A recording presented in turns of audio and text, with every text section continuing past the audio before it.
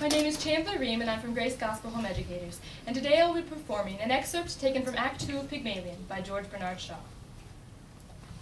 Pickering is seated at the table, putting down some cards and a tuning fork which he has been using. Higgins is standing up near him, closing 2 or 3 file drawers which are hanging out. He appears in the morning light as a robust, vital, appetizing sort of man of 40 or thereabouts, dressed in a professional-looking black frock coat with a white linen collar and black silk tie.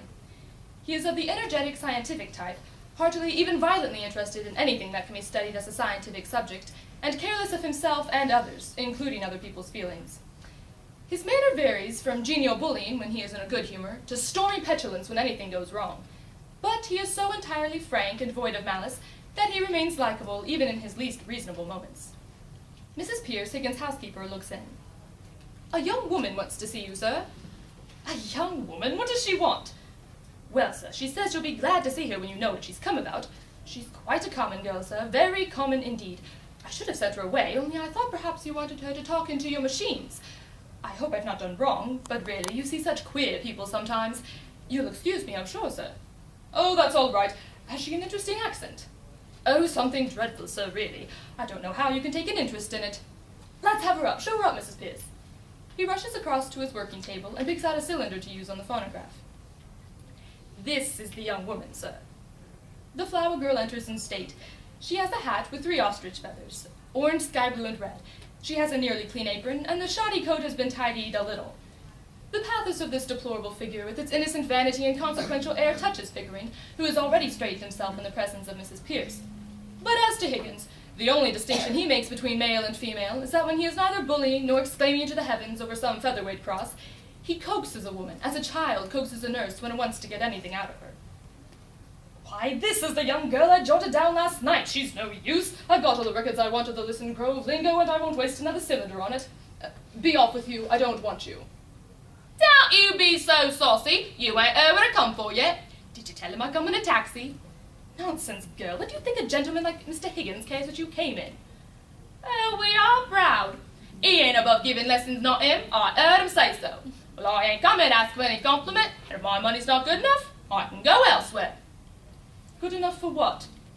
"Good enough for you. Now you know, don't you? I'm come to have lessons, I am, and to pay for 'em too, make no mistake." "Well, what do you expect me to say to you?" "Well, if you was a gentleman, you might ask me to sit down, I think. Don't I tell you I'm bringing you business?" "Pickering, shall we ask this baggage to sit down, or shall we throw her out of the window?"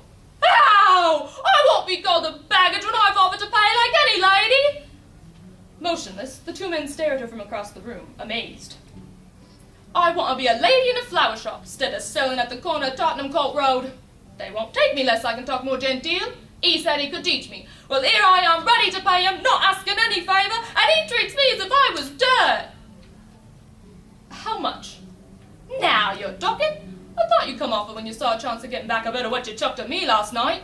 You'd had a drop in, hadn't you?" "Sit down."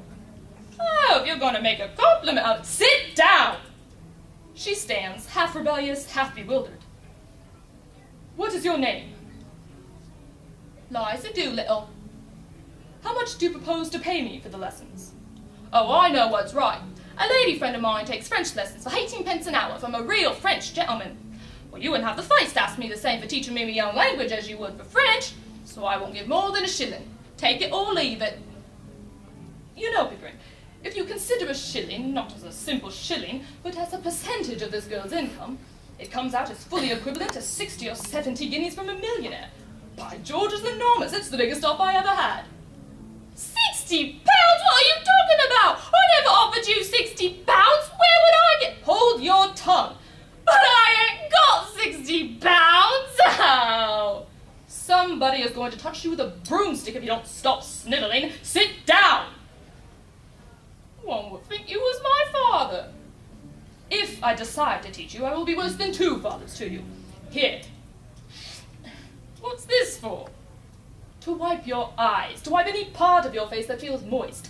Remember, that is your handkerchief, that is your sleeve. Do not mistake the one for the other if you wish to become a lady in a shop." "Higgins, I'm interested. What about the ambassador's garden party? I'll say the greatest teacher alive if you can make that good. I'll bet you all the expenses of the experiment you can't do it, and I'll pay for the lessons." "It's almost irresistible. She's so deliciously low, so horribly dirty. I ain't dirty. Washed my face and hands before I come, I did. What is life but a series of inspired follies? The difficulty is to find them to do. Never lose a chance. It doesn't come every day. I shall make a duchess of this draggle-tailed gutter-snipe. Yes, in 6 months and 3, if she has a good ear and a quick tongue, I shall take her anywhere and pass her off as anything. We'll start today, now, this moment. Take her away, Mrs. Pearson Cleaner. Monkey Brown, if it won't come off any other way. Is there a good fire in the kitchen? Take all her clothes off and burn them. Ring up Whitley or somebody for new ones. Wrap her in brown paper till they come.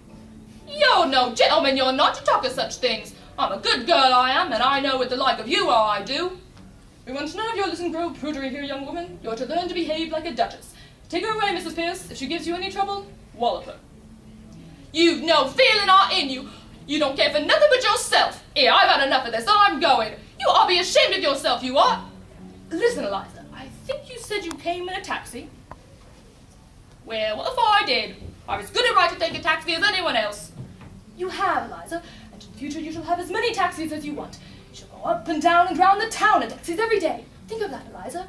Think of chocolates and taxis and gold and diamonds.